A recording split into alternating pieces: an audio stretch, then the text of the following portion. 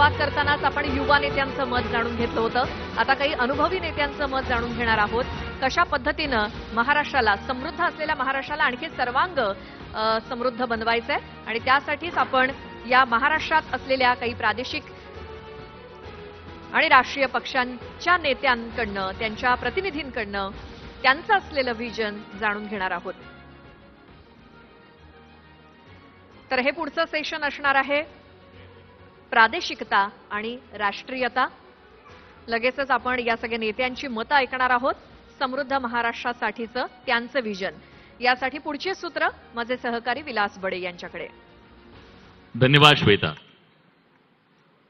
मंडळी, गेल्या काही वर्षात महाराष्ट्राच्या राजकारणामध्ये अनेक राजकीय उलथापालथी झाल्या. यात काही जण उलथे झाले, काही जण पालथे झाले. पण या सगळ्या उलथापालथीमध्ये महाराष्ट्राच्या राजकारणामध्ये आतापर्यंत ज्या प्रादेशिक पक्षांचा जो आवाज होता, तो आवाज, स्वतंत्र आवाज धोक्यात आलाय का? प्रादेशिक पक्षांची अस्मितेचं राजकारण, प्रादेशिक पक्षांचं अस्तित्व आणि त्यांचं राजकीय महत्त्व हे कमी होतंय का? आणि होत असेल तर त्याचं कारण काय आहे? या सगळ्याबद्दल राजकीय मंथन आज आपण करणार आहोत. कारण स्थानिक प्रादेशिक पक्षांची गरज ही तिथल्या प्रश्नांच्यासाठी, तिथल्या अस्मितेच्यासाठी गरजेची असते. पण राष्ट्रीय पक्षांच्या सगळ्या घोडदौडीमध्ये, विशेषतः भाजपच्या घोडदौडीमध्ये या प्रादेशिक पक्षांचं अस्तित्व धोक्यात आलंय का? याबद्दल आपण मंथन करूया. मान्यवर पाहुणे आपल्या सोबत आहेत आणि स्वाभाविकपणे या चर्चेची सुरुवात मी करणार आहे. माजी खासदार MIMचे नेते आहेत ते, आणि आता ह्या निवडणुकीच्या नंतर त्यांचा पक्ष कुठे आहे असा प्रश्न अनेकांना पडलाय. म्हणूनच तुम्हाला विचारायचं, खरंच तुमचं अस्तित्व आता धोक्यात आलं का महाराष्ट्रात? मला असं वाटत नाही की धोक्यात आलेलं आहे. विलास, जेव्हा आपला इंट्रोडक्शन होता, एक जे फिल्म दाखवण्यात आली होती त्याच्यामध्ये आपण असं सांगितलं की भारतीय जनता पार्टीने सगळं रेकॉर्ड मोडून कसे सत्तेमध्ये आले. त्याच्यासोबत तुम्ही हे पण दाखवायला पाहिजे होतं की सगळं नियम तोडून, सगळे इलेक्शन कमिशनचे जे जे नियम्स असते ते तोडून मोडून ते कसा सत्तेमध्ये आलेले आहे. सगळ्यांना माहीत आहे. म्हणजे गिरीश महाजन आमचे मित्र आहेत, त्यांनाही आतमध्ये हे माहीत आहे की कशा प्रकारचा काय काय प्रयोग त्यांनी केलेले आहे, ज्याच्यामुळे आज केंद्रामध्ये आणि राज्यामध्ये त्यांची सत्ता आलेली आहे. आणि जेव्हा आपण त्यांना प्रश्न विचारतो तर ते वेगळ्या दिशेने घेऊन जातात उत्तर. स्पष्टपणे सांगा की काय काय केलं होतं. आणि आज हे खरी गोष्ट आहे की काही स्पेसिफिक राज्यामध्ये भारतीय जनता पार्टी फोकस करू लागली आणि त्याच्यामध्ये महाराष्ट्र पण एक आहे. भारतीय जनता पार्टीचा उद्देश एकच आहे की या देशामध्ये सिंगल पार्टी रूल असायला पाहिजे. कोणत्याही छोटा मोठा पक्ष नको, कोणत्याही विपक्ष नको. आम्ही एकटंच या देशामध्ये येणाऱ्या 50-100 वर्षासाठी आम्ही राज करणार आहे. तर हे खरी परिस्थिती आहे जे काही आहे. या मनसेची परिस्थिती वेगळी नाहीये. 2014 पासून जसा मोदींचा वारू उधळलेला आहे यशाचा, तसतशी तुम्हाला घसरती कळा लागलेली आहे. तुम्हाला वाटतं की राष्ट्रीय राजकारणात इथं जास्त मजबूत होतंय आणि तुमची परिस्थिती त्यामुळे बिकट होतीये? कारण काय वाटतं? मला असं वाटतं की प्रत्येक गोष्टीची एक फेस असते, एक वेळ असते. कुठलीही वेळ ही सारखी नसते, वेळ ही बदलत असते. त्यामुळे ठीक आहे, म्हणजे राष्ट्रीय पक्षांना जर यश मिळालं याचा अर्थ प्रादेशिक पक्षांचं महत्त्व संपलं किंवा त्यांचं अस्तित्व संपलं असं मानण्याचं कारण नाही. आपल्याला माहित असेल तर 1966 साली शिवसेनेची स्थापना झाली. या सगळ्या मुद्द्यांवर शिवसेनेला खऱ्या अर्थाने यश मिळालं ते 1990 नंतर. एक 10-15 वर्षाचा पॅच शिवसेनेचा पण तसा होता. शिवसेनेचं उदाहरण मी ह्याच्यासाठी देतो की त्यावेळेला प्रादेशिक पक्ष म्हणून शिवसेना अस्तित्वात होती, आहे, राहील. पण त्यावेळेला जो 10 वर्षाचा पॅच होता, त्यावेळेला जर आपण बघितलं तर त्या पॅचमध्ये त्यांना ते यश मिळालं नाही. पण ज्या वेळेला एक महाराष्ट्रामध्ये, मुंबईमध्ये एक मुद्दा आला, मुख्यमंत्री त्यावेळेचे असं म्हणाले की महाराष्ट्रामध्ये मुंबई आहे पण मुंबईमध्ये महाराष्ट्र दिसत नाही, आणि त्यानंतर शिवसेनेला यश मिळालं.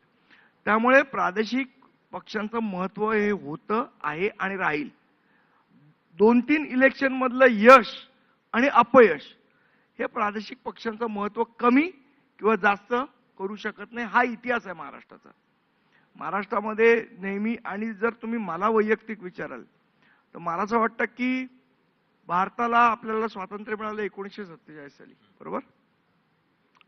तेव्हापासनं काँग्रेस सगळीकडे सत्तेत होती. पण काँग्रेस जरी सत्तेत असली तरी त्याही वेळेला प्रादेशिक पक्षांचं महत्त्व होतच ना. भले ते छोटे छोटे असतील. आजही आपण जर दक्षिणेमध्ये गेलो तर प्रादेशिक पक्षांचं महत्त्व आहेच. त्यामुळे पूर्ण देशातनं प्रादेशिक पक्षांचं महत्त्व जात आहे का? शेवट राष्ट्रीयत्व ही भावना आपल्या मनामध्ये 1947 सालापासून आली. त्याच्या आधीचा जर आपण इतिहास बघितला तर आपण सगळे छोट्या छोट्या प्रांतांमध्ये, भाषांमध्ये डिवाइड होतो. म्हणजे मला विचाराल तर मी भारतीय कधीपासून झालो? तर 1947 सालापासून, जेव्हा भारताला स्वातंत्र्य मिळालं तेव्हापासून भारतीय झालो. पण मी मराठी कधीपासून आहे? तर मी 6व्या शतकापासून मराठी आहे. त्यामुळे ही भावना लोकांच्या मनात होती, राहील. आणि त्यामुळे प्रादेशिक पक्षांचं अस्तित्व संपवणं खूप लोकांच्या मनात असलं तरी ते शक्य होणार नाही. मग आता हे शक्य होऊ नये म्हणून एकत्र यायचं चाललंय? हा, तुम्हाला आणि स्वागत आहे आवाड सर तुमचं. एकत्र येणं न येणं हा मला वाटतं आजच्या समृद्ध महाराष्ट्राचा विषय नाहीये. आजचा प्रादेशिक पक्षाच्या अस्तित्वासाठी प्रादेशिक पक्षाचं अस्तित्व हे कायम राहिलंय आणि ते कोणी पुसू शकत नाही. आणि हे अख्ख्या देशात आहे. प्रत्येक ज्या वेळेला भाषावार प्रांतरचना झाली त्या भाषावार प्रांतरचनेपासून हे ठरलेलं आहे की प्रत्येक पक्षाची एक अस्मिता असते, प्रादेशिक पक्षाची अस्मिता असते आणि त्या अस्मितेवरती ते राज्य चाललेलं असतं. आपण सगळ्या राज्यात गेलात तर तिकडे पहिल्या त्या प्रदेशाची अस्मिता पहिली जपली जाते आणि तो पक्ष काही वेळेला मोठा पक्ष म्हणून ओळखला जातो, काही वेळेला छोटा पक्ष म्हणून ओळखला जातो. म्हणजे लोकशाहीच्या बाराखडीत तुम्ही मतांवरती पक्ष ठरवता, परंतु देशाची जी काही विभाजन झालेलं आहे हे अस्मितेवर झालेलं आहे, भाषावार प्रांतरचनेवर झालेलं आहे. आणि महाराष्ट्राची भाषावार प्रांतरचनेमध्ये मराठीला कायम प्राधान्य मिळालेलं आहे. आणि मराठीचा पुरस्कार करून किंवा मराठीला प्राथमिकता देऊन शिवसेना पक्ष बाळासाहेबांनी काढला आणि तेच प्रश्न घेऊन त्यांनी तो पक्ष वाढवला देखील. आता यानंतर एखादा पक्ष ज्या वेळेला मोठा होतो त्यावेळेला त्याच्यावरती जसं पूर्वीपासून विषप्रयोग केले जातात, वेगवेगळे प्रयोग केले जातात एखादं संस्थान तोडण्यासाठी, तसा ज्या वेळेला शिवसेना हा महाराष्ट्रभर ज्या वेळेला पसरला त्यावेळेपासून हे प्रयत्न चालू झाले की हा पक्ष तोडण्याचा. काही वेळेला यशस्वी झाले, काही वेळेला अयशस्वी झाले. आणि ही काही शक्ल जी केली गेली ती परत जरी जोडली गेली नाही आणि त्यांनी जरी स्वतःचं अस्तित्व ठेवलं तरी काही मुद्द्यावरती ते एकत्र आलेले आहेत. आणि त्या मुद्द्यावरती महाराष्ट्राच्या जनतेच्या मनात महाराष्ट्राच्या हितासाठी जे करायचंय ते आम्ही नक्की करू. पण एकत्र चालल्यानंतर जास्त यश मिळू शकतं किंवा ताकद येऊ शकते हे कळलंय आता प्रादेशिक पक्षांना. एकत्र चालल्यानंतर एवढं नक्की होऊ शकतं की महाराष्ट्राच्या मराठी मनाचा नक्की विचार केला जाईल, एवढं एकत्र चालल्यानंतर होऊ शकतं. आव्हाड साहेब, तुम्हाला वाटतं आता त्यांनी एक मुद्दा सांगितला की विषप्रयोग केला जातो आणि फाटाफूट केली जाते, प्रादेशिक पक्षांमधली फाटाफूट ही राष्ट्रीय पक्षांच्या पथ्यावर पडणारी आहे का? सध्याच्या राजकारणाचा विचार केला तर विषप्रयोग हा सार्वत्रिक झालाय, जनरलायझेशन झालंय विषप्रयोगाचा.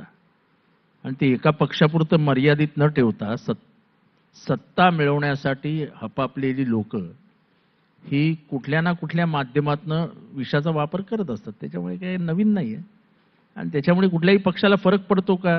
तर काही फरक पडत नाही. काळाच्या ओघात हे सगळं पुढे वाहत राहतं आणि परत एक नवीन ताकदीने, परत नवीन उमेदीने लोक तयार होतात आणि पुढे जातात. त्याच्यामुळे मला ह्याच्यातनं काही फार पक्ष तुटले, पक्ष बांधले गेले, वातावरण काळानुरूप बदलत असतं आणि ते बदलत राहील. राहिला प्रश्न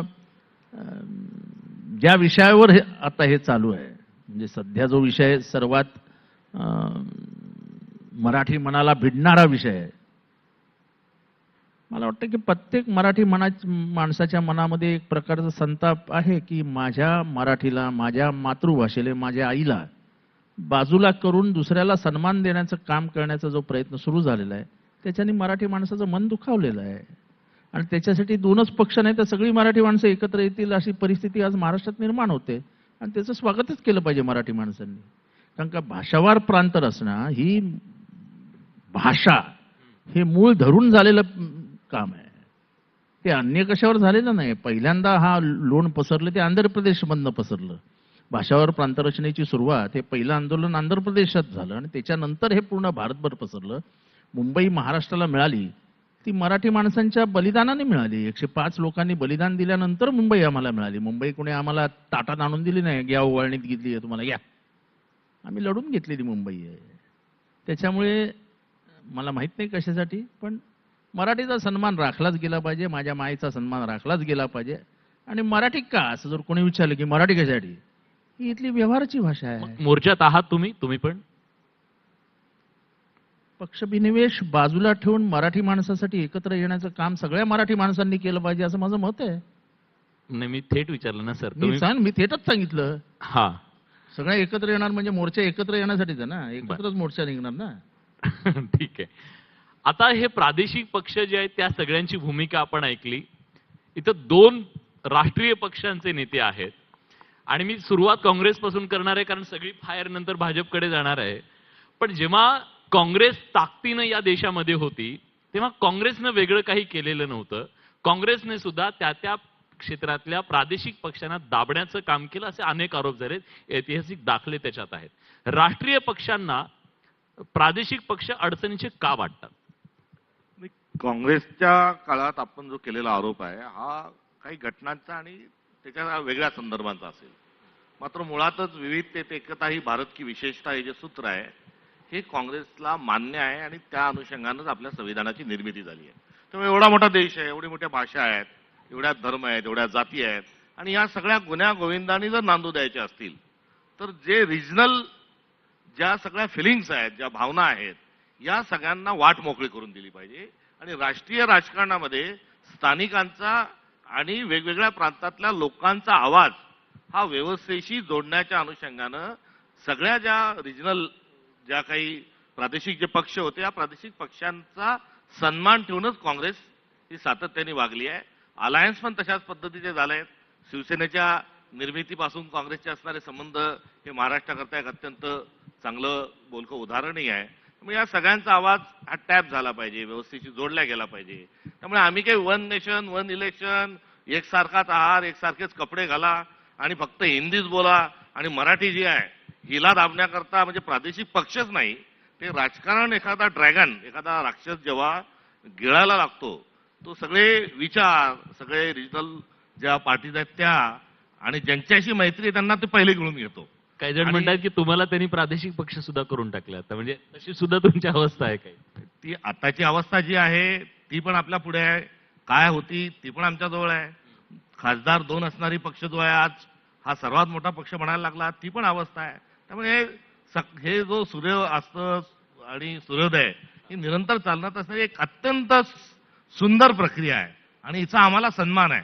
आमच्या तो अहंकार नाही आहे की जो अहंकार आम्हीच सर्व आणि आम्हीच मोठे. आता देशपांडे साहेबांनी सांगितलं की 47ला भारत स्वतंत्र झाला. असे पण लोक आहेत की ते 2014ला भारत स्वतंत्र झाला अशी मांडणी करणारे काही लोक आहेत. आम्ही त्यातले नाही. वस्तुस्थितीचा आदर करूया आणि डायव्हर्सिटीचा आदर करून प्रत्येकाचा आवाज जो आहे हा आवाज मांडण्याची त्याला संधी मिळाली पाहिजे. त्यासाठी प्रादेशिक जी भाषावार जी रचना आपल्या देशामध्ये जी नेहरूजींनी स्वीकारली त्यातून रिजनल पार्टी जन्माला येणार होत्या. तुम्ही भाजप पैसे वेगळे आहेत असं सांगायचं? अर्थात वेगळे आहोतच. आम्हाला त्यांनाही तो काही आमच्यासारख्यात म्हणण्याचा काही कारण नाही आणि आम्ही तर वेगळे आहोतच आहोत. त्यामुळे आमचं वेगळेपण जे आहे हे विविधतेचा आदर करणार आहे आणि सर्वांनी मिळून नेतृत्व या देशाचं केलं पाहिजे या विचाराचे आम्ही आहोत. एकटा माणूस आणि सर्वज्ञ आम्हीच आहोत हा काही काँग्रेस पक्षाचा आमचा अहंकार नाही. सर्वांना सोबत घेऊन चालणे हे काँग्रेसचं धोरण आहे आणि हे काँग्रेसचंच धोरण नाही, ते भारताच्या संविधानाचंही धोरण आहे. म्हणून संविधान बदलण्याची भाषाही का होते आहे तर ती कारण हे की ही आता याच ढाच्याने सगळं हे झालं पाहिजे. कुठल्या तरी एखाद्या थॉटच्या बंचच्या माध्यमातूनच सगळं पुढे गेलं पाहिजे. ही विविधता जी आहे, मग ती पक्षीय पातळीवरची असो, संस्कृती पातळीवरची असो, भाषा पातळीवरची असो, सगळे आमच्याच पक्षात आले पाहिजे. इथपर्यंत तो आता हट्ट जो आहे हा जाऊन पोहोचलेला आहे आणि ठीक तो आहे. राज हट्ट आहे. म्हणजे आता गिरीश महाजन सर इतके चतुर राजकारणी आहेत की तुम्हीच मारलेले टोमणे, तुम्ही मारलेले टोले, ओरखाडे हे काही त्यांना कळणार नाहीत असं नाहीये. ते सगळं तुमच्यापर्यंत पोहोचलेलं आहे. आता त्यांचं असं म्हणणं आहे की तुम्हाला कोणीच नको आहे, तुम्हाला फक्त तुम्हीच हवे आहात. पण तरी सुद्धा तुम्ही मोठेपणा म्हणा किंवा काय शिवसेना आणि राष्ट्रवादीला तुम्ही सोबत घेतलंय, ते किती दिवस आहेत हाही प्रश्न अनेकांच्या मनात आहे. आणि तुम्हाला साधायचंय काय? त्यांचा आवाज बंद करण्याचा प्रयत्न होतोय, बरोबर नाही तुमचं? प्रादेशिक पक्षांचा एकही माणूस ते सोडत नाहीत हे आतापर्यंत कळत होता. माईक सुद्धा घेतला त्यांनी. जुना मित्र उपयोग मदतीला जाऊन आणि स्वतःचा बंद असल्याचं दाखवून ते पण जवळपासच आहे आमच्या सध्या. काय सांगताय? आणि जेव्हा गिरीश महाजन असं म्हणतात तेव्हा मात्र महाराष्ट्र बुचकळ्यात पडतो. नाही, आपण आता काँग्रेसची भूमिका आपण मांडली आणि त्यावेळेला म्हणाला की ते सगळ्यांनाच घेत आहेत, सगळ्यांच्याच मागेला. आम्ही मागे लागलेलो नाही. आमच्याकडे आता तुमच्याकडची एवढी मोठी लिस्ट आहे, तुम्हाला आश्चर्य वाटेल. मी तर इथे सांगत नाही, बोलत नाही, पण हा आजचा विषय नाहीये. पण भारतीय जनता पक्ष हा राष्ट्रीय पक्ष आहे. आपल्याची कल्पना आहे, सर्वात मोठा पक्ष आहे आज देशामधला. आणि आमची भूमिका हे काही फक्त अशी नाही की सत्ता मिळवायची, ती उपभोगायची असं नाही, तर विकासाचं राजकारण, राष्ट्रीयत्व यांना आम्ही या ठिकाणी प्राधान्य दिलेलं आहे. आणि एक सक्षम नेता आमच्याकडे या ठिकाणी आहेत नरेंद्र मोदींच्या रूपाने, की त्याच्याकडे बघण्याचा जो लोकांचा आउटलुक आहे, सगळा दृष्टिकोन आहे, हा अतिशय पॉझिटिव्ह आहे. म्हणजे शाश्वत विकास, आंतरराष्ट्रीय नीती असेल त्यांची, गरीब कल्याणाच्या योजना असतील, असे अनेक विषय आहेत की ज्यांच्याकडे बघून लोकांना असं वाटतं की आता आपण भारतीय जनता पक्षामध्ये गेलो पाहिजे. आणि म्हणून अनेक म्हणतात, राज्यामध्ये आपण बघितलं तर अनेक सगळे प्रादेशिक पक्षाच्या नेत्यांना वाटलं की आपण इकडे यावं, यांच्यासोबत राहावं, विकासाचं राजकारण करावं. कारण आम्हाला विकासाचं राजकारण करायचं आहे. राष्ट्रीयता हे आमचं धोरण आहेच. आणि म्हणून मला असं वाटतं की या सगळ्यांना सोबत घेऊन, म्हणजे आम्ही कुठले पक्ष फोडतोय, कुणाला बळजबरी करतोय, अशातला कुठलाही विषय नाही. आता आमच्या बाजूला शिवसेनेचे उबाठाचे नेते आहेत, तिकडे पवार साहेबांचे शिलेदार बसलेले आहेत, एनसीपीचे शरद पवार. आता यांचा पक्ष आम्ही फोडला का? नाही. आम्ही फोडला का यांचा पक्ष? यांचा काहीच दोष नाही हो, बिचारे पामरच एकदम. काय दोष आहे? हवेनं फुटला. आता अजितदादांनी काही दोष नाही, आता अजितदादांनी सांगितलं की मला विकासाचं राजकारण करायचं आहे, मला मुख्य प्रवाहात जायचं आहे. आणि त्यामुळे ते इकडे आले. आता त्यांच्याकडे 10-12 लोक राहिले, आमच्याकडे 40 लोक आलेत. आता आम्ही काय करणार त्याला? आणि मुख्य राष्ट्रवादी काँग्रेस आता आमच्याकडेच आहे, तशीच मुख्य शिवसेना पण आमच्याकडेच आहे. आमच्याकडे 45 आमदार आहेत, याच्याकडे 10 राहिलेत, म्हणजे मुख्य शिवसेनाच आमच्याकडे आली. आणि म्हणून मला वाटतं की आता सगळ्यांना असं वाटतं की विकासाचं राजकारण केलं पाहिजे, या ठिकाणी पॉझिटिव्ह दृष्टिकोन स्वीकारला पाहिजे. शेवटी आम्हालाही काम करायचं आहे, देशाचा विकास करायचा आहे. आणि त्यासाठी अनेक नेत्यांना असं वाटतं वेगवेगळ्या पक्षाच्या की आपण मुख्य प्रवाहात आलं पाहिजे आणि भाजपसोबत आलं पाहिजे. कारण त्याचं कारण आहे की मोदींच्या नेतृत्वावर असलेला विश्वास, त्यांच्या कर्तृत्वावर असलेला विश्वास. आज आपण सगळ्या क्षेत्रामध्ये बघा, 11 वर्षामध्ये केलेली कामगिरी मी सांगितलं तरी 1 तास कमी पडेल आपल्याला. मी सांगतो ईडीचं काहीच योगदान नाही. काय कसलं योगदान आहे ईडीचं? काय योगदान आहे? आता बघा, आता ज्यांच्यावर आरोप झाले, आता ज्यांच्यावर आरोप झालेत, आता बघा आमचे मित्र आहेत की बाहेरच आहेत की कुठे गेले आतमध्ये? पण जवळ आलेत ना तुमच्या ते आता? असं नाहीये. जवळ आलेत. कुणाला? हसन मुश्रीफांना. आता मग त्यांनी काही केलं नसेल, काही सापडलं नसेल त्याच्या कागदपत्रामध्ये, तर मिळाली असेल. तुमची मिळेल, तुम्हाला मिळाली ना का नाही अजून? बरं, ती कधी मिळेल? तुमच्याकडे आल्यावर की तिकडे? नाही नाही, असं काही नाही. इशारा देऊन टाका, आम्ही कुठे याच्यामध्ये संध्याकाळी भेटा. यामध्ये असं समजण्याचं अजिबात कारण नाही. पण खरंच सांगतो, मोदींच्या नेतृत्वावर विश्वास. आता इथे नाही, तुम्ही प्रादेशिक पक्ष म्हणतात, जवळपास 14 प्रादेशिक पक्ष असे आहेत देशामध्ये की त्यांचा आम्हाला तिथे सुद्धा सपोर्ट आहे. आम्ही एकटे नव्हतो. सोबत आल्यावर हळूहळू आमच्या सोबत 14 पक्ष असे आहेत की त्यांचा देशामध्ये आम्हाला सपोर्ट आहे. राज्यामध्ये 6 पक्ष असे आहेत, प्रादेशिक पक्ष तुमचे छोटे मोठे असतील की त्यांचा आम्हाला सपोर्ट या ठिकाणी आहेत. 2 अपक्ष आमच्या सोबत आहेत. विकासाचं राजकारण आता सगळ्यांना असं वाटतंय, यांच्याकडे असलेल्या लोकांना असं वाटतं की मग आमचं कसं, आम्हाला विकास करायचा आहे, आम्हालाही आमच्या मतदारसंघात काम करायचं आहे, आम्हालाही पुढे नेऊन, आणि त्यामुळे अनेकांचा ओघ आता आमच्याकडे या ठिकाणी आहे. पण तुम्हाला असं वाटतं आम्ही गिळंकृत करायला चाललोय, आम्ही खायला चाललोय, असं अजिबात या ठिकाणी नाहीये. देशाची जर प्रगतीचा आलेख 11 वर्षातला आपण बघितला तर मी तुम्हाला मांडून सांगेल की आपण किती कुठे कुठल्या क्षेत्रामध्ये आपण पुढे गेलेलो आहोत, किती क्षेत्रात म्हणजे आपण कल्पनाही करू शकणार नाही. म्हणजे अगदी सगळ्या शिक्षण क्षेत्रापासून बघा, इन्फ्रास्ट्रक्चरमध्ये बघा, रेल्वेच्या बाबतीत, विमानतळाच्या बाबतीत, म्हणजे जिथे आधी विमानतळ 11 वर्षामध्ये आपण दुप्पटच्या वर गेलो. मेडिकल कॉलेज 73 होते आपल्याकडे, आता आपण ते 190 पर्यंत गेलो. म्हणजे रोडच्या बाबतीमध्ये आपण बघितलं की 60 वर्षात 50 वर्षामध्ये आपण 70,000 किलोमीटर काम केलं. आता आपण या 11 वर्षामध्ये पुन्हा 60,000 किलोमीटर रस्ते आपण त्या ठिकाणी पुढे केलेत. अनेक आहेत. आपण मुंबईचं काय किती बदल होतो आपण ते त्या ठिकाणी बघा. म्हणजे सगळ्या क्षेत्रामध्ये आपण इतके पुढे चाललेलो आहोत की त्याला कोणी नकारू शकत नाही, नाहीच म्हणू शकत नाही. आणि म्हणून मोदींच्या नेतृत्वामध्ये असेल, राज्यामध्ये देवेंद्रजीच्या नेतृत्वामध्ये असेल, हा महाराष्ट्रही पुढे चाललेला आहे, देशही पुढे चाललेला आहे. आणि म्हणून अनेकांना वाटतं की आपण या पक्षामध्ये गेलं पाहिजे, या पक्षामध्ये राहिलं पाहिजे. सर्वमान्य नेतृत्वात जागतिक पातळीवर आमची काय भूमिका आहे, आमच्या देशाचं आज केवढं मोठं नाव घेतलं तर आपणही बघतात. पूर्वीची परिस्थिती आणि ह्या 11 वर्षातली परिस्थिती आपण ती जर बघितली तर आज आंतरराष्ट्रीय स्तरावर आम्ही कुठे जाऊन पोहोचलेलो आहोत, आमची अर्थव्यवस्था कुठे चाललेली आहे, आणि सगळ्या क्षेत्रामध्ये आम्ही किती पुढे चाललेलो आहोत हे आपल्या सर्वांना माहिती आहे, सगळे जाणून आहेत. पण भाऊ, हे सगळं आहे.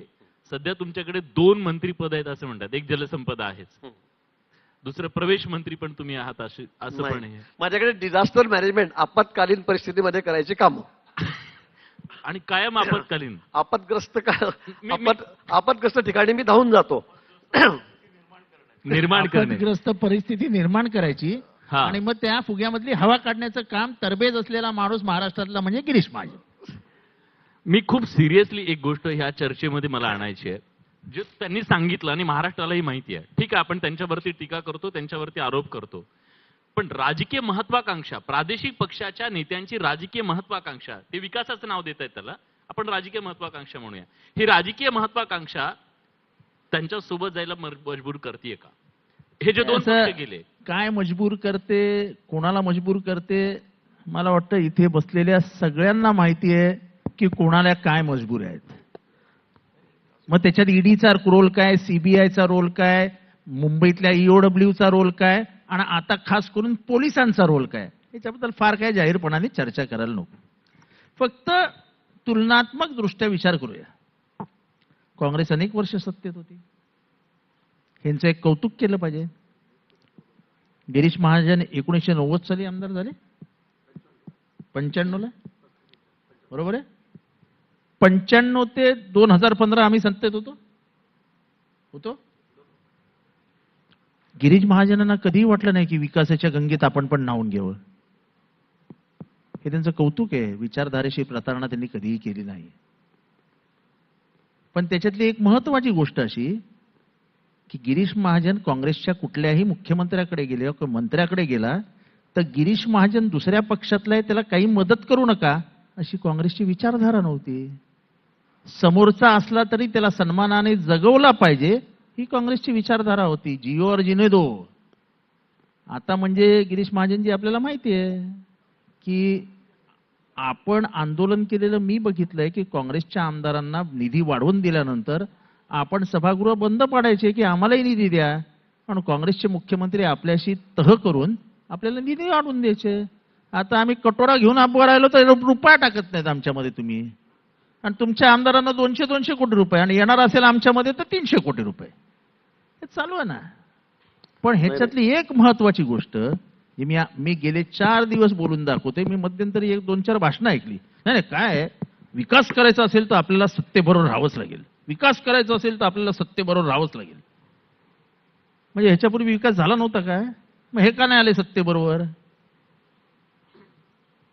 बीजेपीचे देवेंद्र फडणवीस, गिरीश महाजन हे सत्तेबरोबर का नाही आले? कारण का त्यांनी आपल्या विचारधारेची प्रतारणा केली नाही. ज्यांच्या घरामध्ये सत्ता लोळण घेत होती त्या माणसांनीच विचाराची प्रतारणा करून, विचारधारेची गद्दारी करून विचारधारा बदलून उड्या मारला. शेवटी टिकते ती फक्त विचारधारा आहे. विकास हे नावाला असतं. विकास कोणी म्हणजे राजकारणात आलेला कुठलाही पक्ष असो तो जेव्हा सत्तेत असतो तो फक्त विकासाचीच भाषा करतो. जर विकासाची भाषा झाली नसती तर नेहरूंनी एम्स आणलं नसतं, नेहरूंनी भाकरा नंगल बांधलं नसतं, इंदिराजींनी न्यूक्लिअर बॉम्ब आणला नसता, इंदिराजींनी पाकिस्तानशी युद्ध. विकासाची भाषा प्रत्येक पक्षाने बोलावी, पण विकास न करण्यासाठी कुठलाही राजकीय पक्ष सत्तेत येत नाही.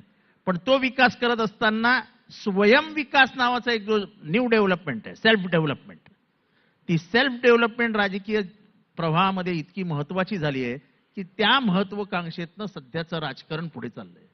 ठीक आहे. मग त्याच्यासाठी आपलं नेतृत्व बाजूला ठेवा. बापाला विसरणारे लोक आहेत आता, सत्तेसाठी बापाला विसरणारी लोक आहेत. त्याच्यामुळे या विषयावरती न बोललेलं बरं.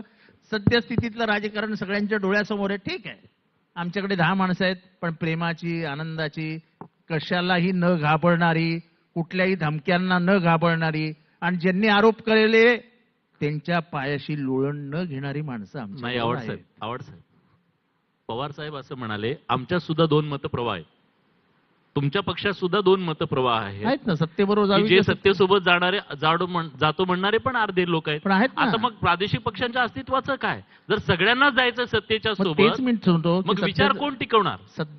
सध्याचं राजकारण हे पॉवर सेंट्रिक झालंय. कारण का घाबरतात? त्याचं कारण असं की 5 वर्षानंतर निवडणूक लढवायची, निवडणूक लढवायला केलेली कामं दाखवावी लागतात. मी तुम्हाला तेच सांगतो, हे कशी काय निवडून यायची हो?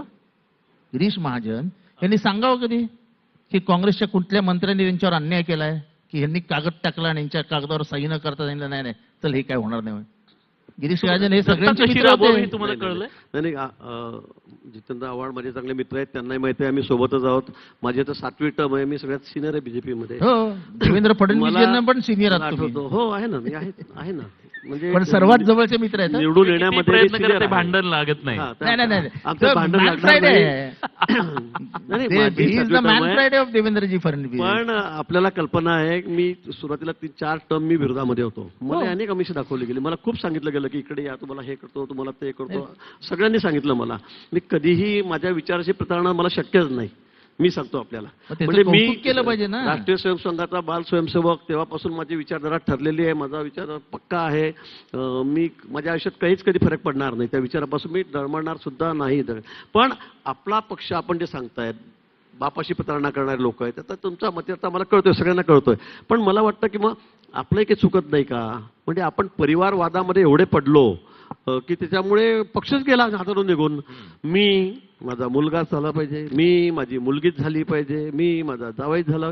मला वाटतं या सगळ्या परिवारवादामुळे आपल्याला काही फटका बसला असं वाटत नाही का? अजिबात नाही. आणि त्यामुळे 90% लोक निघून गेले ना आपल्यातून. पण हे आपण विचार केला पाहिजे. आहे ना सर, सगळ्यांनी मला त्याच्याबद्दल एक मत द्या. प्रादेशिक पक्षांच्या मध्ये जे सगळे सार्वत्रिक जर आपण लसावी काढला तर आपल्याला असं दिसतं ना, प्रादेशिक पक्ष म्हणजे प्रायव्हेट लिमिटेड कंपनी सर, एका परिवाराचे. तुम्ही उत्तर प्रदेशापासून खाली दक्षिणेमध्ये तामिळनाडू पर्यंत घ्या, याच्याबद्दल चर्चा व्हायला हवी. असं आहे की ह्याच्याबद्दल जरूर चर्चा करायला हवी. पण मी ज्या प्रश्नावर बोलत होतो त्या प्रश्नावर येऊया. मी गिरीश महाजनांना ओपन प्रश्न विचारला की ज्या पद्धतीची वागणूक आता विरोधी पक्षाच्या आमदारांना, सत्ताधाऱ्यांकडनं, मंत्र्यांकडनं दिली जाते. Girish Mahajan is not my target. नाही, गिरीश महाजन आणि मी मित्र आहोत, वेळ प्रसंगी आम्ही एक दुसऱ्यांना मदत करतो वगैरे, ती बाजूला ठेवून द्या. पण गिरीश महाजनांनी अनुभवलेले काँग्रेसचे मंत्री आणि त्यांनी केलेली कामं आणि गिरीश महाजन यांना झालेली मदत आणि सध्याचा राजकारण. मला सांगा, अजित दादांनी मला ओपन सांगितलं होतं, पगार 1 रुपयाचं काम सुद्धा तुझं करणार नाही. तर एकदा दुसऱ्याच अधिवेशनामध्ये, मला असं वाटतं दुसऱ्याच वर्षी 95 नंतर माझं त्यांचं समोरासमोर वाद झाला. त्यांनी त्यावेळेला आमदाराचे अधिकारच काढून घेतले. म्हणजे ते आपली इंदिरा गांधीची योजना होती, 200 रुपये लोकांना मिळायची, त्यातून आमदारांचं त्यांनी ते अध्यक्षपद काढून घेतलं आणि पालकमंत्री सांगितले म्हणजे तुमच्याच पक्ष आहे. त्यावरून खूप मोठा वाद झाला होता. आणि त्यावेळेला त्यांनी सांगितलं, माझा त्यांचा खूप वाद झाला. मी त्यांना भाषण करण्याच्या वेळी त्यांच्या आड उभं राहिलो, त्यांना कुठे टीव्हीवर दिसू दिलं नाही, बोर्ड घेऊन उभं राहिलो. त्यामुळे त्यांनी मला सांगितलं होतं 1 रुपया सुद्धा तुला पुढे देणार नाही. आणि त्यांनी मला कधी 1 रुपया सुद्धा, मग नंतर 2-3 टर्म तुम्ही मंत्री होतात त्यावेळेला 1 रुपया सुद्धा दिला नाही. आणि मी सुद्धा दादांकडे आठाणे मागायला सुद्धा गेलो नाही, की मला पत्रही दिलं नाही मी, की मला पैसे द्या, हे मी केलं नाही. मागच्या काळामध्ये मी विरोधी पक्षामध्ये होतो. तुम्हाला माहिती आहे मला काय त्रास झाला. मोका लावला गेला माझ्यावर खोटा. 3 वर्ष 12 दिवसांनी माझ्यावर कोण आलं तरी मी फोनवर धमकी दिली म्हणून पुण्याची केस मुक्ताईनगरला दाखल झाली. 3 वर्ष 12 दिवसांनी मला मोका लावण्यात आला. मला हायकोर्ट, सुप्रीम कोर्टाने थांबवलं म्हणून मी राहिलो. म्हणजे कुठल्याही गोष्टीला अर्थ नाही. नंतर ते सिद्ध झालं, त्या रेकॉर्डिंग केलं त्यातून की कसा फसवला गिरीश महाजनला, कसा याला लंबा घालायचा, नाही तर एखाद्याच्या दिवशी गाडी त्याच्या ड्रग टाकून द्या, याला पकडा, याला 2 वर्ष आत टाका, हा संपला की देवेंद्र फडणवीस संपले, देवेंद्र फडणवीस संपले की भाजप संपली. हे किती वेळा त्यांनी उच्चारलेलं आहे. पोलिसांची मिटिंग, ते सरकारी वकील स्पेशल पीपी त्यांची मिटिंग, सगळ्यांनी षडयंत्र केलं ना. केलं नाही असं नाहीये. तुम्ही म्हणतात त्रास झाला नाही असं नाही. माझ्या एवढा त्रास कुणालाच झाला नाही. तुम्हाला माहिती आहे कोणी दिला. आता मला इथे त्यांचं नावही घ्यायचं नाही, ते संपलेलं आहे आता. पण म्हणून मला असं वाटतं की असं झालेलं नाही. तुम्ही जे म्हणतात ते त्रास आम्हालाही झाला, सगळ्यांनाच झाला, हे आपल्याला माहित आहे. ठीक आहे. मला तुम्हाला विचारायचं आहे, प्रादेशिक पक्षांची आजची अवस्था जी आहे त्याला परिवारवाद हा एक महत्वाचं कारण वाटतं. अनेक कांगोरे आहेत. मात्र मुळात जो आपण सुरुवात या चर्चेची या सेकंड राऊंडची करताना सत्ता हा आता परवलीचा शब्द झालाय आणि सबकुछ सत्ता. त्यामुळे विचारधारा, संघटन आणि ते विचारधारा आणि आपला जाहीरनामा, वचननामा घेऊन लोकांपर्यंत जायचं, मतांचा धोका मागायचा, निवडून यायचं आणि आपल्या विचाराच्या अनुषंगाने आणि दिलेल्या आश्वासनाच्या अनुषंगाने राज्यकारभार चालवायचा. हे भारताच्या लोकशाहीतलं हे जे मूल्य होतं हे आता या सत्तेच्या मस्तीत कुठेतरी हे हरवत चाललंय. खरंय, तुम्ही कोणत्या विचाराचे आहात काय त्याच्याशी नाही, उठसूट सगळेजण सत्ता सत्ता सत्ताचा जो आता भोंग्या वाजत चाललाय, यामध्ये विचार जो आहे हा बाजूला पडतो, हे खरं. नंबर 2, हे सत्तेचा शब्द एवढा महत्व का आलं तर निवडणुकांमधला जो खर्च आहे, निवडणुकीत जो पैसा फेक तमाशा देख नावाचा जो खेळ चालू आहे, हा आता निर्लज्ज पद्धतीने त्यांनी आता एक स्वरूप त्यांनी घेतलेलं आहे. आणि त्यामुळे निवडणुकीमध्ये पैसा, जात, धर्म या दुसऱ्या बाजूने, या 2 बाजूंमुळे प्रादेशिक पेक्षा काय एकंदरीत सगळ्याच राजकारणाची वाट लागत चालली आहे. प्रादेशिक पक्षांच्या मध्ये जी महत्वाकांक्षा आहे त्याच्याबद्दलची चर्चा झाली, परिवारवादाच्या बद्दलची चर्चा झाली, वैचारिक गोंधळ सुद्धा आहे का? 100% आपण जे चर्चा केलेली आहे, वारंवार भारतीय जनता पार्टी हे म्हणतं की आम्ही विकासाची राजनीती करतो. विकासाची राजनीती करताना आपण या देशाचा विनाश किती केलेला आहे. आज मला असं वाटतं की मागच्या 10-15 वर्षामध्ये बँक घोटाळा आणि काही महिन्यानंतर ज्यांनी घोटाळा केले ते आज कुठे गेले, कुणाच्या सोबत आहे. आणि अनेक उदाहरण आहे. आताच म्हटलं तुम्ही हसन मुश्रीफला, नारायण राणे साहेब त्यांच्याबद्दल काय बोलत होते. असे किती मंत्र्यांचे नाव मी सांगू की जे आज त्यांच्याकडे गेल्यानंतर हे आज तर सत्य परिस्थिती झालेली आहे की त्यांच्याकडे जे वॉशिंग मशीन आहे त्याच्यामध्ये टाकलं की सगळं क्लीन होतं.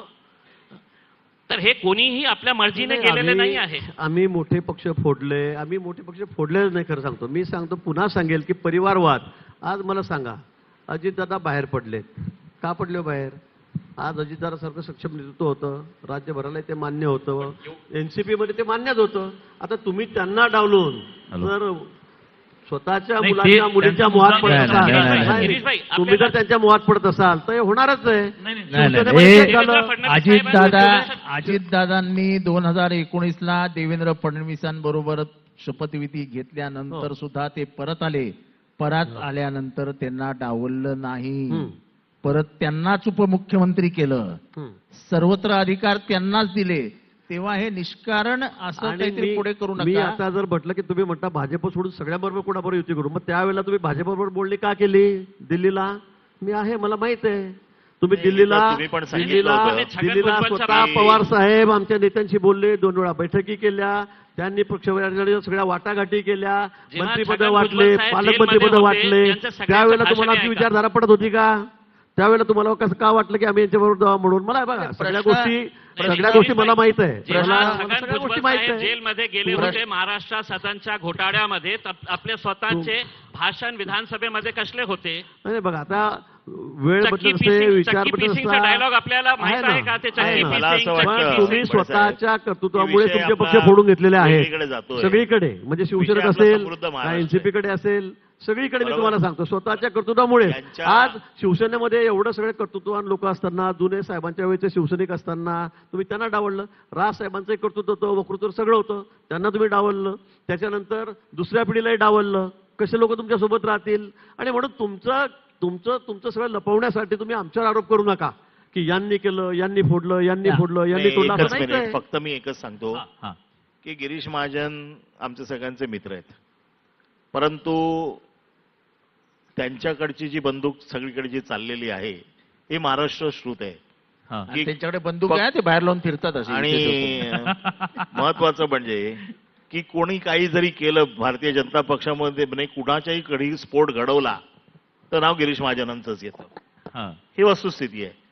त्याच्यामुळे त्यांनी ते सगळे विषय झटकू नयेत. आपण हे मान्य करावं की बाबा आम्हाला सत्ता हस्तगत करायची आहे, आम्ही साम दाम दंडभेद सगळे वापरले आणि सत्ता हस्तगत केली. हम्म. आता राहिला प्रश्न आजचा विषय जो आहे की समृद्ध महाराष्ट्र विकास ह्या सगळ्या गोष्टी जरी ते सांगत असतील की मोदी साहेबांचा विकास जसं आवडांनी सांगितलं की मग ह्याच्या अगोदर विकास झाला नाही का. माझा साधा प्रश्न आहे, अन्न वस्त्र निवारा या 3 गोष्टी सगळ्यात मूलभूत आहेत. आता ह्या 3 गोष्टींशी संबंधित लोक मी विकासाला नंतर पाठीमागे ठेवतो, हम्म. पण ह्या 3 गोष्टीशी संबंधित जे लोक आहेत, आज अन्न पिकवणारा शेतकरी खुश आहे का?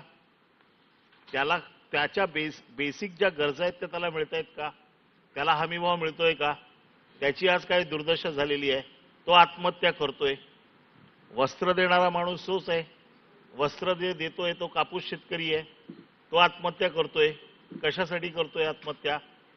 तिसरं, लोकांना तुम्ही घरं देण्याची जी काही घोषणा केली होती की 22 पर्यंत आम्ही सगळ्यांना घरं देऊ, आता ती 22ची तारीख तुम्ही एकदम 47 पर्यंत नेली आहे. नाही म्हणजे पण तुम्ही शेतीबद्दल बोललात, शेतीबद्दल तिन्ही बोल विषय बोलतोय. या तिन्ही विषयावरती माझं मत असं आहे की भारतीय जनता पक्ष जो आज म्हणतोय की आम्ही विकास केला, तुमचा विकास, तुमची बुलेट ट्रेन शेतकरी वापरणार आहे का रिकामी पोटी? त्याला आज घरामध्ये काय मिळत नाहीये खायला, तो आत्महत्या करायचा विचार करतोय. समृद्धीसारखा महामार्ग जो तुम्ही बनवला विकासासाठी, विकास हवाच, पण त्याची मूळ जी गरज आहे, आज शेतकऱ्याला हमीभाव हवा आहे, त्याचं जे नुकसान होतंय ते भरून देणारं हवं आहे. आज त्याला आता आपल्या कर्जमाफी- आपल्या विषयाच्या अनुषंगाने कर्जमाफी त्याची मला- आहे. नाही, नाही, स्थानिक या जो बाबतीत बोलतच नाहीये. शेतकरी संघटना आहेत त्यांचं काय अस्तित्व आहे मी तुम्हाला विचारतो. शेतकरी संघटना, शेतकऱ्यांच्या प्रश्नाच्या संदर्भातल्या ज्या शेतकरी संघटना आवाज उठवायच्या, स्थानिक प्रादेशिक पक्ष म्हणजे का केवळ मुंबई पुण्यापुरत्या नाहीये, भाषेच्या नाहीये, यांच्या विरोधात स्थानिक कोणी पक्ष- आवाज उचलला हा. की त्या संघटनेत फूट टाकायची. आज राजू शेट्टी खासदार नाहीयेत, तुम्ही आज- बच्चू कडू आमदार होऊ शकलेले नाहीयेत. आज सगळ्यात वाईट हे वाटतं की आपण विकास विकास विकास बोलतो. आजही या देशामध्ये सर्वात जास्त शेतकऱ्यांची आत्महत्या कुठे होत असेल तर कोणत्या दुसऱ्या राज्यानेही हे आपला महाराष्ट्रामध्ये होत आहे. आणि अशा परिस्थितीमध्ये आपण त्यांचे जे प्रश्न आहेत ते सॉल्व्ह करण्याच्या ऐवजी आपण हे बुलेट ट्रेनच्या बाबतीत नाही, बोलतो. मग असे काय 5 स्टार करायचं, या जे- प्रश्नापासून लक्ष दूर करण्यासाठी मग वेगळे विषय पुढे घेऊन यायचे. नाही, मग- मग आता हिंदी सारखा विषय आणलाय मग पुढे. महामार्ग करायचे आता नाही महामार्ग का? 3 रेल्वे करायचे विषय नाही का? महत्त्वाचे मी जे विमानतळ मांडले, करायचे नाही का? याच्यापेक्षा- इन्फ्रास्ट्रक्चर उभं करायचं अहो, नाही पहिले का? शेतकरी, कोणताही विकास अहो, पहिला मनुष्याच्या कातकरी, जीवापेक्षा कामगार, महत्त्वाचा नाही. यांचा तर मला पहिला विचार वाटतं करायला पाहिजे. जेवढ्या मूलभूत गरजा गरीब तुम्ही- कल्याणाच्या योजना मोदींच्या मूलभूत काळात गरजा झाल्या, तुम्ही देत नाही. गरीब कल्याणाच्या आणि योजना, तुम्ही विकासाच्या गप्पा करताय. तुम्ही 50 वर्ष मुला- काँग्रेसचं राज्य होतं, मूलभूत गरजा तुम्ही द्या 60 वर्ष पहिल्या. काँग्रेसचं राज्य होतं. तुम्ही मला सांगा, आणि नुसते मग गरिबी त्यापासून हटवायचे नारे लक्ष लावले दूर गेले, करण्यासाठी नुसते नारे पटेंगे हटवले तो गेले. पटेंगे, तुम्ही काय मराठे केलं? मराठे तर- आज आम्ही या मोदींनी सगळ्या घोषणा गोष्टी केली, करायच्या. मोदींनी घोषणा केली 3 कोटी लोकांना त्या ठिकाणी माझ्याकडे आहे सगळं 3 कोटीहून अधिक लोकांची नाही, घरं आपल्या बांधली गेली. आमदारनेही आज एक घोषणा 10 केली, कोटी लोणीकर साहेबांनी काय काय देत आमच्या आहे तुम्ही भगिनींना आम्हाला? धूरमुक्त करण्यासाठी 10 कोटी घरामध्ये आम्ही उज्ज्वल योजना त्या ठिकाणी उज्ज्वला योजना दिली, त्यांना गॅस अहो, त्या ठिकाणी तुम्ही दिला. योजना 15 कोटी घोषणा केल्या. घरामध्ये नळाने पाणी दिलं. स्वच्छ भारत मिशन मध्ये 11 कोटीपेक्षा अधिक घरामध्ये शौचालय दिलं. त्या आमच्या भगिनी उघड्यावर बसत होत्या, त्यांना त्या ठिकाणी शौचालयामध्ये त्या ठिकाणी आम्ही बसायला सांगितलं. शेतकऱ्यांना 12 कोटी शेतकऱ्यांना दरवर्षी 6,000 राज्य सरकार 12,000 रुपये आम्ही त्या ठिकाणी देतो. ते लोणीकरांनी पीक विम्याच्या काल योजना सांगितलं काढल्या की तुम्ही गेल्या. आमच्यामुळेच आरोग्याच्या बाबतीमध्ये जगातलं सर्वात मोठी योजना 5 लाख रुपये प्रत्येकाला कवच योजनेचं, हे आम्ही त्या ठिकाणी त्याचा विमा काढला. त्याला आरोग्याचे 5 लाख रुपयाचा कुठलाही खर्च असेल, कार्ड दाखवलं की दवाखान्यात त्याचा इलाज होतोय. महात्मा ज्योतिबा फुले योजना आहे, 2 लाख रुपये त्यातून त्यांना मिळत आहेत. प्रत्येकाच्या घर नाही, नुसतं घरामध्ये लाईट दिला, घरामध्ये नळ दिला, घरामध्ये आता आम्ही सौर ऊर्जा लावून त्याला बिल मोफत त्याच्या त्या ठिकाणी करून देतो आहोत. किती योजना आहे, त्याला धान्य मोफत आहे. मला सांगा, एवढ्या गरीब कल्याणाच्या योजना आपण कधी बघितल्या होत्या का? काँग्रेसच्या काळात तुमच्या काळामध्ये कधी दिल्या गेल्या होत्या का? म्हणजे इतक्या योजनामध्ये नुसतं हेच नाही तर इंडस्ट्रीमध्ये असेल, इन्फ्रास्ट्रक्चर असेल, विमानतळं असतील, हॉस्पिटल असतील, शिक्षण क्षेत्रामध्ये IIT किती होते, दुप्पट झाल्या. IIM किती होते, दुप्पट झाल्या. II किती होते, दुप्पट झाल्या. विद्यापीठ जे होते ते दुप्पटच्या वर झालेत. आणि म्हणून मला असं वाटतं की सगळ्या क्षेत्रामध्ये आपण इतक्या पुढे चाललेलो आहोत, तरी पण तुम्हाला वाटतं की काहीच झालं नाही. मग आता आम्ही तरी 11 वर्ष समृद्ध झाले, महाराष्ट्राच्या बाबतीत बोलतोय. 11 वर्ष झाले लोक समृद्ध सतत तिसऱ्यांदा महाराष्ट्राचे माझे मोदीजींना तीन एवढ्या मूलभूत मोठ्या प्रश्न आहेत. संख्येने निवडून देत आहेत. या ते तीन काही खुळे मूलभूत नाहीये. प्रश्नाच्या बाबतीत तुम्ही बोला. किती आरोप केला, काही म्हटलं तर लोकांचा विश्वास मोदीजींवर आहे, भारतीय जनता पक्षावर आहे, आमच्या सरकारवर आहे. नाही, आणि देशाचा बदल नाही, झाला नाही. मुद्दा जो आहे ना सर, आणि प्रादेशिक महाराष्ट्राला पक्षाला- नाही, नाही. मला समृद्ध गिरीश भाऊंनी मांडलेला महाराष्ट्राबद्दल मुद्दा, बोलतोय. गिरीश भाऊंनी मांडलेला मुद्दा मला पुढे घेऊन जायचा आहे. आपल्या विषयाच्या अनुषंगानं प्रादेशिक पक्षांच्या बद्दल काय झालं, प्रादेशिक पक्ष प्रादेशिक अस्मितेच्या मुद्द्यावरती कायम राहायला पाहिजे होतं, तुम्ही राहिला नाहीत. तुम्ही मराठीच्या मुद्द्याबरोबर यांच्या नादा लागून हिंदुत्व घेतलं, त्यांना पटेल ते. आणि मग तुम्ही राष्ट्रीय मुद्द्यांकडे गेलात.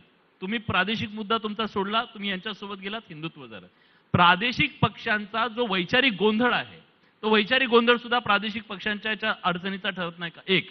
आणि इथल्या प्रादेशिक अस्मितेला काट देण्यासाठी यांनी विकासाचा चेहरा पुढे आणला. विकासाच्या मुद्द्यामुळे लोक प्रादेशिक अस्मितापेक्षा नवी पिढी जी आहे ती त्या दिशेने जाते असं वाटत नाही का? बिलकुल राजकीय गोंधळ नाही. शिवसेनेची भूमिका अतिशय स्पष्ट होती.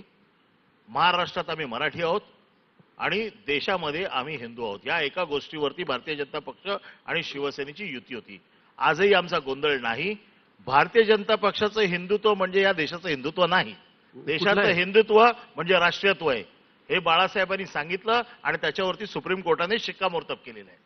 जे ह्यांचे आणि आमचे आमदार वाचले कालपर्यंत तुमचं एकत्रच नाही, नाही, हिंदुत्व सांगतो होतं. ना. आता म्हणजे 25 वर्ष तुमच्या दोघांचं हिंदुत्व सारखंच नाही, होतं सर. आता परत बदललं. मी सांगतोय, बाळासाहेबांनी जे हिंदुत्व सांगितलं, मी बाळासाहेबांना मानणारा माणूस आहे. हे कदाचित सोयीप्रमाणे मानत असतील, पण मी मानणारा माणूस आहे. बाळासाहेबांनी जे सांगितलं- बाळासाहेबांनी हे सांगितलं होतं की काँग्रेसचा जेव्हा मला अरे हातवणी बाळा, करायला लागेल त्या आता दिवशी मी माझा पक्ष संपून टाकेल, नाही, त्याचं कालची विसर्जन साधी करेल. गोष्ट आहे. हे मान्य बाळासाहेबांनी काल सांगितलं होतं ना. आणीबाणीच्या- एक गोष्ट एकच झाली. सांगा. एकच एकच मिनिट. मिनिट. बळेजी, बळेजी. बाळासाहेब एकच म्हणाले मिनिट. होते, एकच मला मिनिट. मुद्दा सोयीचं बोलू मांडायचा नका. शेवटची कमेंट, शेवटची कमेंट. 50 वर्ष एक- एकच मिनिट बोला फक्त ना. 50 वर्षाचा काल आणीबाणीच्या विरोधातला संविधान हत्या दिन हो, केला. हो, बरोबर आहे. हो. हा, बाळासाहेबांनी आणीबाणीला सपोर्ट केला होता हा. ठीक आहे. आणि तिकडे एकनाथ शिंदेनी आणीबाणीच्या विरोधात भाषण केलं. मग आता तुमचा आमचा संबंध काय? म्हणजे तेच सांगतो ना, तुम्ही बाळासाहेबांचे करा. असं विचार नाहीये. एकनाथ शिंदे मानतायत.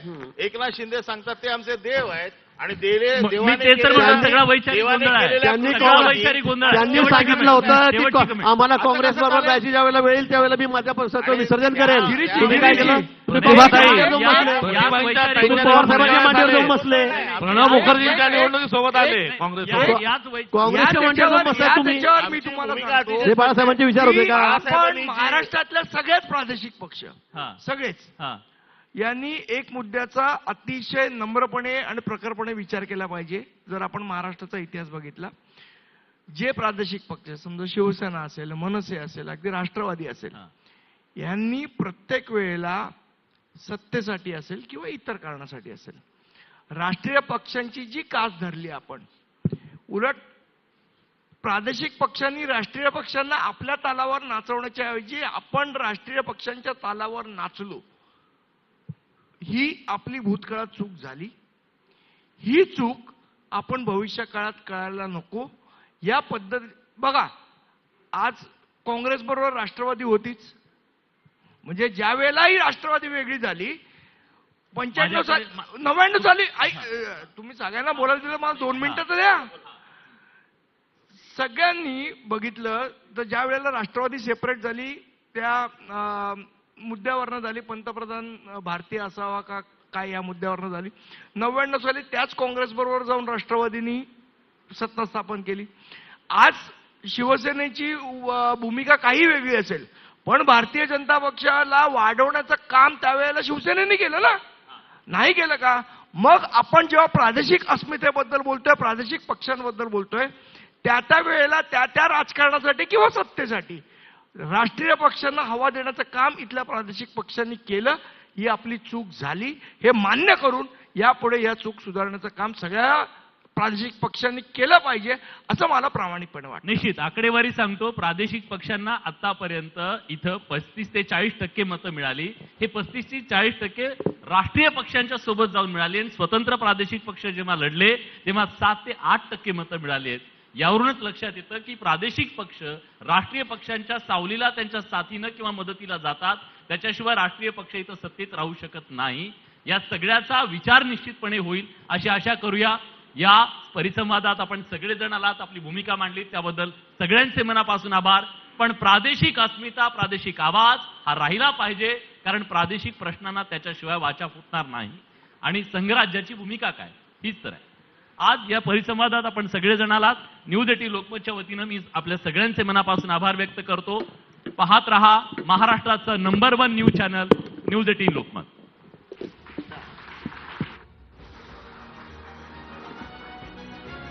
मी सर्वांना विनंती करते की त्यांनी कृपया मंचावर थांबावं. न्यूज 18 लोकमतचे संपादक मंदार फणसे यांना विनंती करते की सर्वांना सन्मानित करावं, भेटवस्तू द्यावी.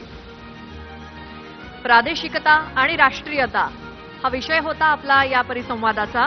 त्यामध्ये सहभागी झालेले काँग्रेसचे प्रदेशाध्यक्ष हर्षवर्धन सपकाळ, माजी मंत्री आणि राष्ट्रवादी काँग्रेस शरद पवार पक्षाचे आमदार जितेंद्र आव्हाड, राज्याचे जलसंपदा मंत्री गिरीश महाजन, एमआयएमचे माजी खासदार इम्तियाज जलील, शिवसेना उद्धव बाळासाहेब ठाकरे पक्षाचे आमदार अनिल परब आणि मनसेचे नेते संदीप देशपांडे या सर्वांचे मनपूर्वक आभार.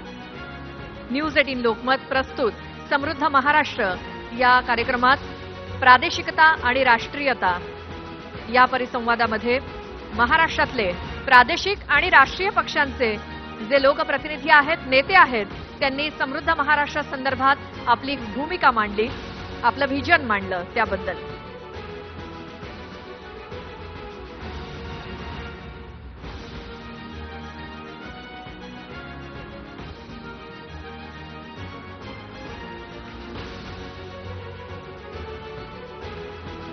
धन्यवाद सर. सर्वांना विनंती करते की त्यांनी स्थानापन्न व्हावं.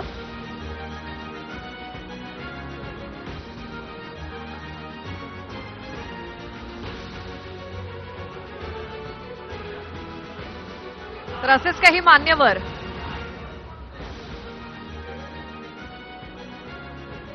मान्यवर आणि दिग्गज या नंतरच्या परिसंवादात सुद्धा आपल्या सोबत असणार आहेत.